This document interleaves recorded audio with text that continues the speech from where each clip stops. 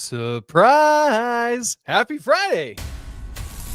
This is Tyler Hansbrough, and you're listening to Locked On Tar Heels. You are Locked On Tar Heels, your daily podcast on the UNC Tar Heels. Part of the Locked On Podcast Network, your team every day.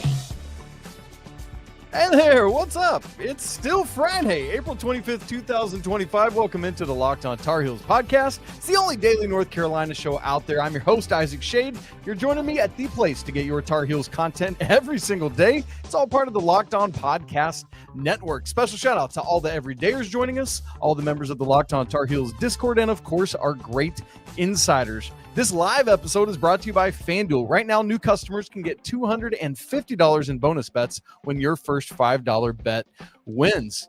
Well, this is a show we didn't expect to be doing on a Friday evening at dinner time. I'm going to try to make this pretty short and sweet. I've actually got to go coach my son's first Little League baseball game of the season in like an hour, like 2 hours. We're good.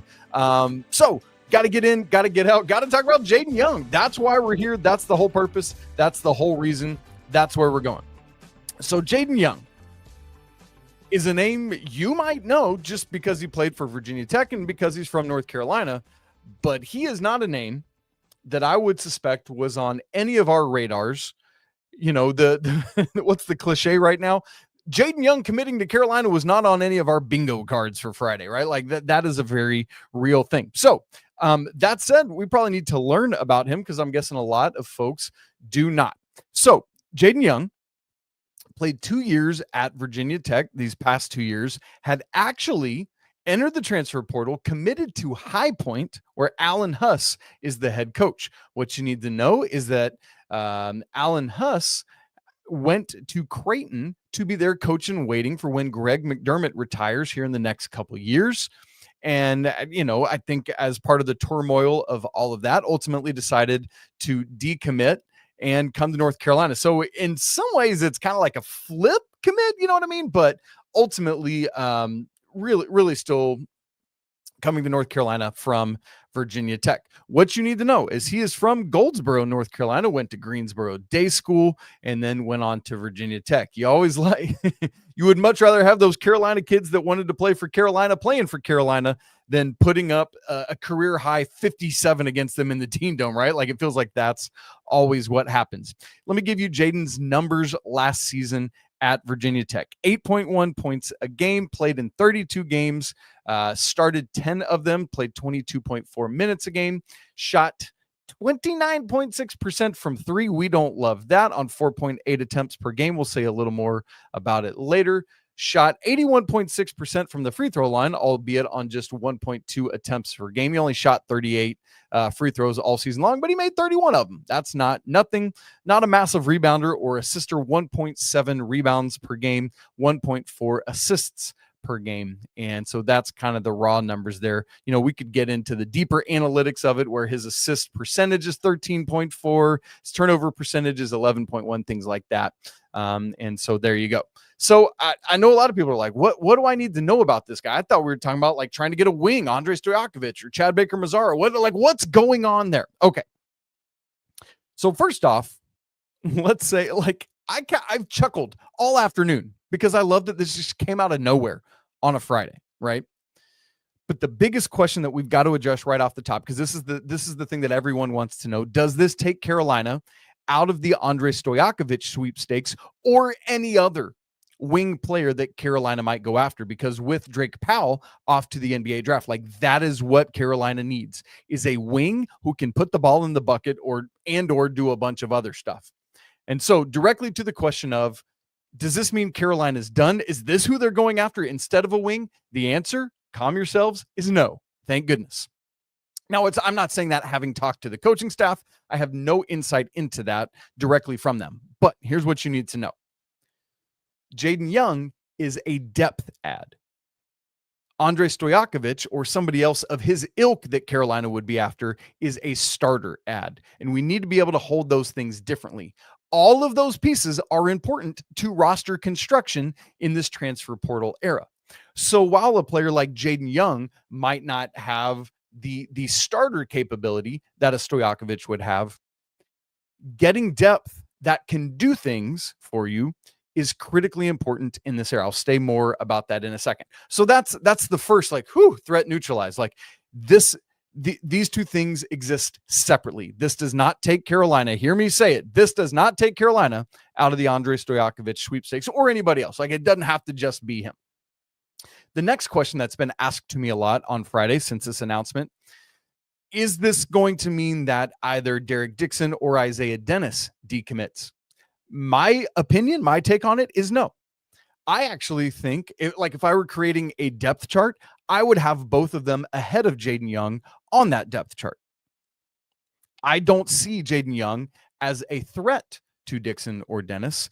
I see him, again, as a depth add that can add some shooting, albeit inconsistent. We'll talk about that in a little bit, but somebody that can do some nice things for you. So I think let's alleviate all of that right out of the gate. I do not think this means that Carolina is done in any way. What my hope is two keywords: that he is a cheap depth add. And both of those words to me are very important. That I haven't seen the numbers on this yet. Somebody else might have found that. We might have Sherelle McMillan might have that at Inside Carolina, or maybe AJ from Tar Heel Illustrated. But to me, Jaydon Young, who's got some good size at shooting guard, 6'4", 205, right? That's something that Coach Davis has said he's wanted to add. Yes, he is not a high level shooter. He can do it, right? I gave you his season-long stats, and they were not what I would call ideal. But in the final 6 games of Virginia Tech's season, here were his having previous to that, in the first 26 games of Virginia Tech season, he was in double digits 1, 2, 3, 4, 5 times. In the final 6 games of Virginia Tech season, he was in double digits all 6 times. Interesting. It's like he went on a heater, including going for 27 against Miami back on February 22nd at Miami. 2 games later, he went for 26 against Syracuse. And all told in all those games, 27, 11, 26, 12, 10, and 12 in the final 6 games. Now, his career arc would tell you that's just a heater and not the new norm. But as we often say with other guys, if he's coming to Carolina surrounded by guys that are better than him or have been more productive than him or have a higher ceiling than him, what does that look like when he doesn't have as much weight on his shoulders? His usage rate at Virginia Tech last year was 23%. He ain't going to get that at North Carolina. But because of the gravity of a Henry Vasar, will he get better or more clean looks? There's all of those kinds of things that we have to think about. So here's the best way I can put to you for how you should think about Jaydon Young's addition to North Carolina. In the previous 2 years, what the Tar Heels have quite critically needed was some backcourt depth. 2 years ago, late in the cycle, who did they add? James Okonkwo. He came over after all the stuff there at West Virginia. And then last year, Ty Claude coming in late. They were those front court depth pieces that weren't high level guys, but it was what you could get for not much money. I think of Jaydon Young, I'll say it this way, as the backcourt version of Okonkwo or Claude, but with more offensive upside. Is it consistent offensive upside? Not so far in his career, but maybe it could be. Maybe that was the start of something at the end of last year. And so I would encourage you to think of him in that vein, if you can do that with me. Part of what I like, going back to it, to kind of help understand the psyche here, is my understanding is that he is someone that, being a North Carolina native, wanted to come to North Carolina. And forgive me, I cannot remember where I read this afternoon. I've read, so I maybe it was Inside Carolina.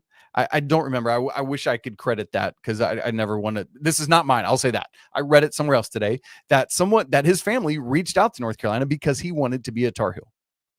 And that is something you've heard. How often have we heard Hubert Davis say that? I want dudes that want to be at Chapel Hill.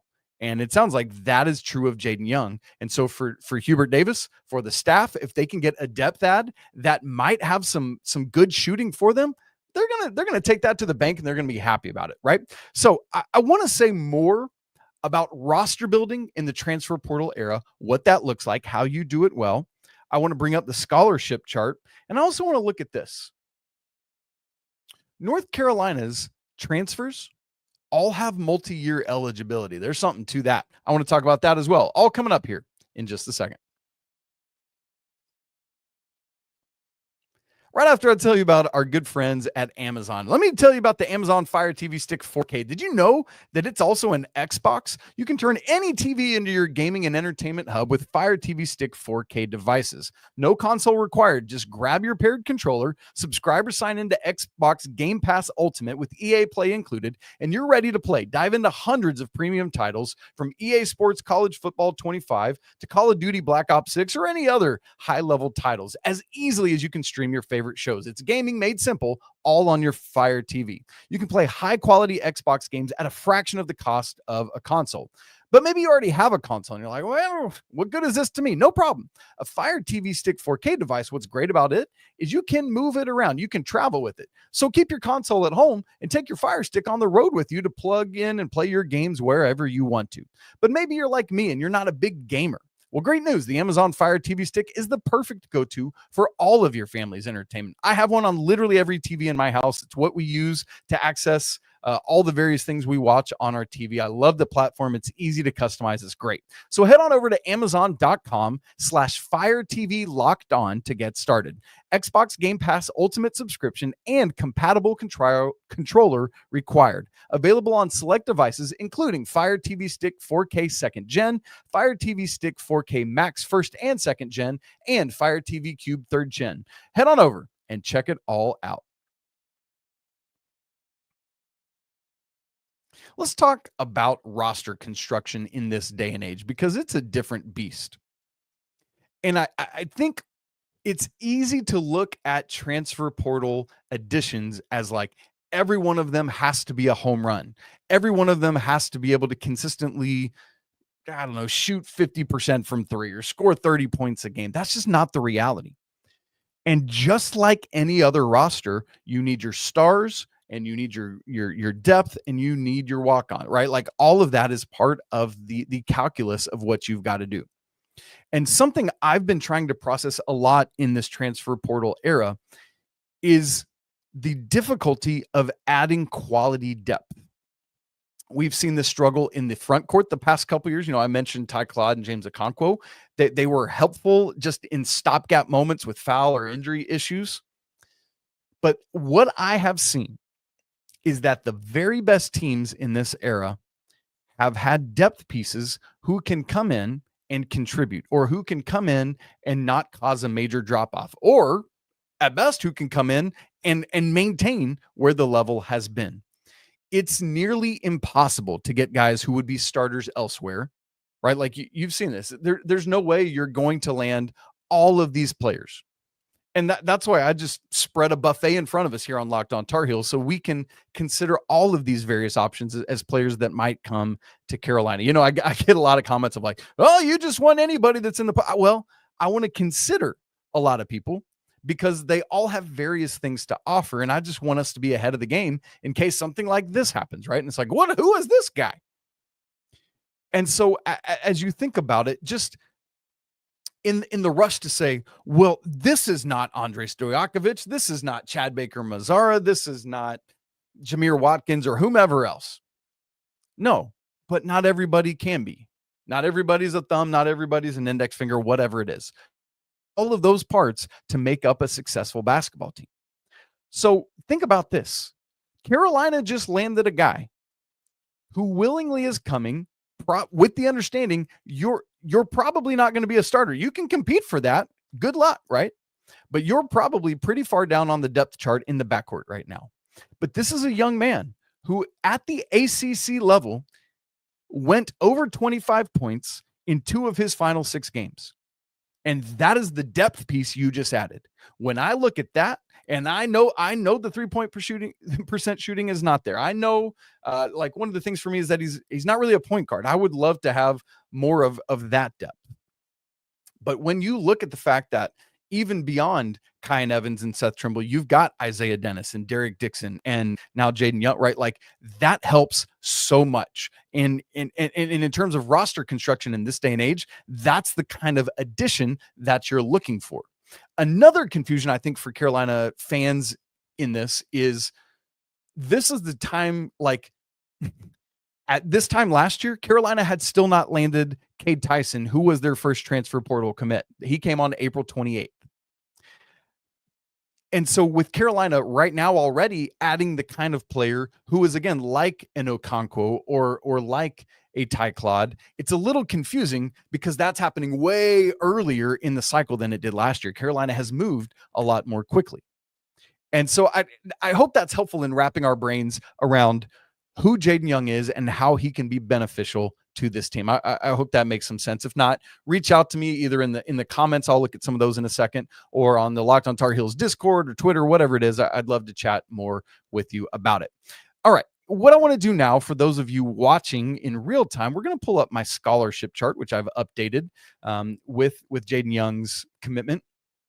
For those of you listening to this later, welcome in to all of you. You can go back and find this chart on my Twitter feed. It's there. I've also posted it in the Locked on Tar Heels Discord feed as well. Young is Carolina's 5th commitment in this class, joining Kyan Evans, Jaron Stevenson, Jonathan Powell, and Henry Vesar. What you need to know about all 5 of these players is that all 5 of them have multiple years of eligibility remaining. And I know it's no guarantee that they'll stick around, but I would rather have that than a one-off. As for 4 of the 5 make up Carolina's entire junior class right now: Kyan Evans, Jaron Stevenson, Jaydon Young, and Henry Vesar as a redshirt junior. But those 4 guys, all have 2 years left, while Jonathan Powell comes over from West Virginia and has 3 years left. Man, that's great for potential depth and roster continuity, because if even 4 of those guys hit, you're in great shape for next season to bring back depth. That's what depth and other guy. I don't mean depth in the way I've meant Jaydon Young, right? Like, but you bring back continuity, and that's something that is difficult, so difficult to find in this era that we're in. So you see that Carolina right now has 11 scholarship commitments. What you notice is, obviously, I've taken Drake Powell off. I had already done that. But the other new thing that I've done today is I had previously left Ven-Allen Lubin's name on this chart.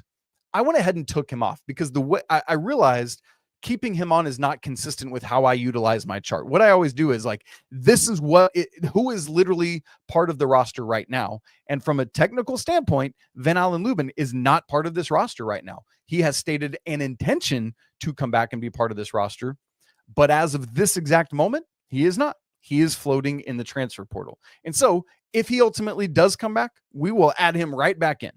If not, well, then that's where things are at. So right now, Carolina has 11 scholarship commitments. That means, depending on where everything goes with scholarship limits and roster limits, which is kind of in flux right now. I don't know if you've seen with the House settlement, a judge kind of denied where it sat because she didn't like some of those changes. So we'll keep our eyes on where this roster stuff is going to go. But for now, the assumption is still that we're going to move from 13 to 15 scholarships.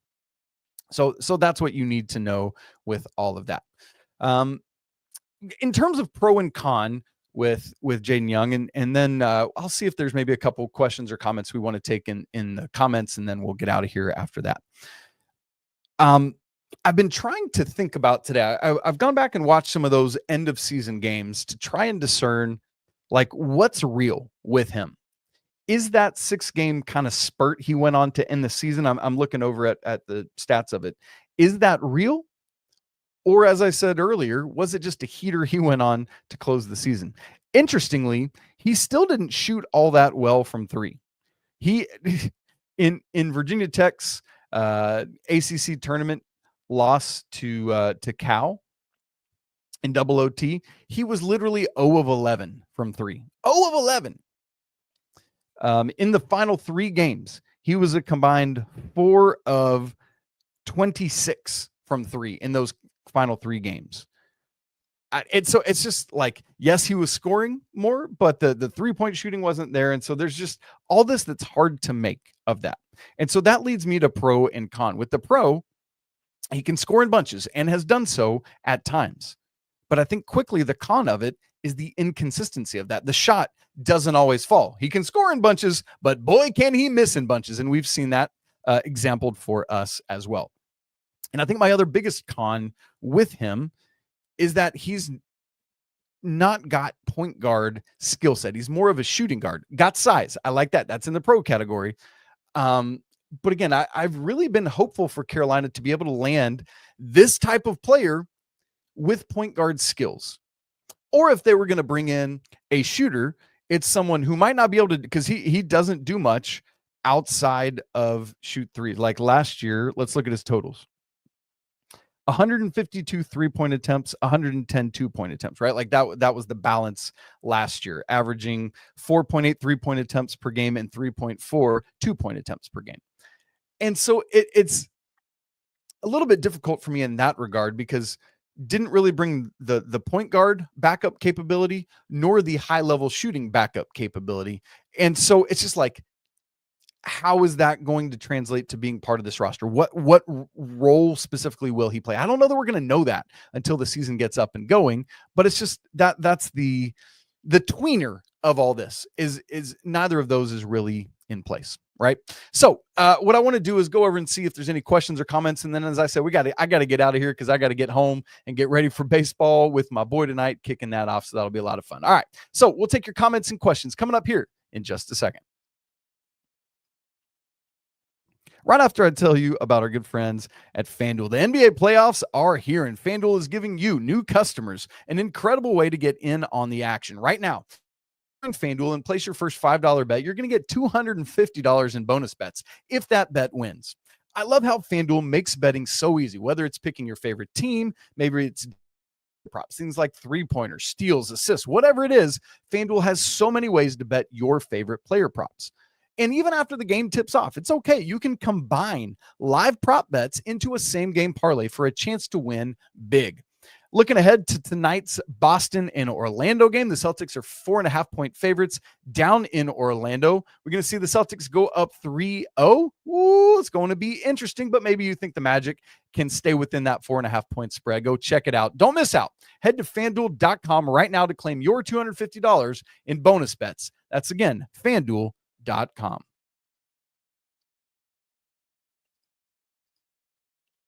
All right, I'm going to leave the scholarship chart up in case anybody wants to keep watching that. And so let's just go and see some of that. Man, great day to be a Tar Heel says, it's great. Always great to see great day to be a Tar Heel says, let's hope these guys all mesh and blend together, right? This is a critical part of, I mean, every sports team ever, right? But all the more so in college athletics right now because of trying to blend returners with incoming freshmen with incoming transfers. And prior to transfer portal era, it was returners and incoming freshmen. And if you had any transfers, they were guys who were already in the program sitting out. And so it didn't really feel like you're trying to blend 3 different groups together. That's so difficult. And so that's part, we talked about that timeline of this year being sped up where, again, we're 3 days prior as we talk here to when Cade Tyson committed last year. You've already got all of these guys in with, and I know they're not on campus yet. They're finishing out their school years, but we're very close to that. Like at my school, we have our final week of class next week. I think the same is true for Carolina, and then finals week. And then boom, you can get up and get going. And so got to get these guys together, got to figure out that chemistry and that leadership, there was a void of that last year. Carolina's got to get that going so they can get ready and get the season up and going. All right. CJ Cab says, still need an elite scoring guard, big hole there. And yes, this is immediately like, let's not have our, by this commitment from Jaydon Young, which welcome to the Tar Heels, Jaydon Young. I don't think I've said that yet. Glad you're a Tar Heel, right? Let's not have our attention diverted from the fact that Carolina's biggest need, especially with Drake Powell leaving, is an elite scoring wing, if I can be a little more specific than CJ Cav's point here, which I just noticed your profile pic is a pumpkin eating another pumpkin. That's beautiful. This is what Carolina really, really needs to find. If that, I've kind of been stumping for Andrei Stojakovic. We'll see what's going to happen there. I think, I still think that's an Illinois lean, at least in real time here. I haven't seen anything, but that is the biggest hole for Carolina right now. Now, the good news is if we had to start the season today, Jaron Stevenson could start at the 3. Maybe Jonathan Powell could start at the 3, right? Like, there's possibilities and options, and that's the good news. And if it's Jaron Stevenson, you're massive. 6'11" at the 3, 6'4" at the 4 with Caleb Wilson, 6, and then 7 foot with Vasar at the 5. So there's all sorts of good possibilities there. That's where it is. All right. Let's see if there's anything else. James Moore asks, and I'll just kind of get back to this again. James says, can he handle the ball at all like a Nate Britt as a backup?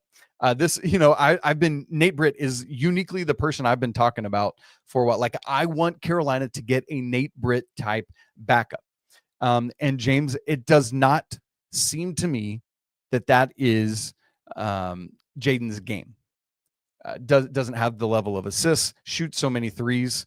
And I do not think we are going to find that in Jaydon Young. I think we would probably, prior to that, see it out of Derek Dixon, for example, who has, to my best understanding, been working on that point guard skill set for him. And so that's where I think that's going to come from. Again, that's where kind of things are. So, look, I'm sure there are some more things to go here, but we'll keep looking around on that. If there's any great questions that come down in later, I'll follow up with those on Monday show. I want to thank all of you for tuning in here on a Friday evening. I hope you have had a good week. It's always great to be together, and I'm thankful to be dialed in with each one of you. I hope you have a great weekend. Get some rest. We will talk again on Monday, unless there's other breaking news out of nowhere later on this weekend. If you've not subscribed to Locked On Tar Heels on YouTube, hit that button right down there if you're watching. If you've not subscribed on your favorite audio platform, make sure you do that so you don't miss a second of every single episode of Locked On Tar Heels. Man, I'm always trying to bring you as much information as quickly as I can after it drops. If you've not joined the Locked On Tar Heels Discord, we'd love to have you there. It's a group of over 500 Tar Heel fans that are hanging out, talking Carolina and other stuff all the time. Like, I'm a big Braves fan. We've got a Braves channel in there. We've got also Carolina Panther stuff.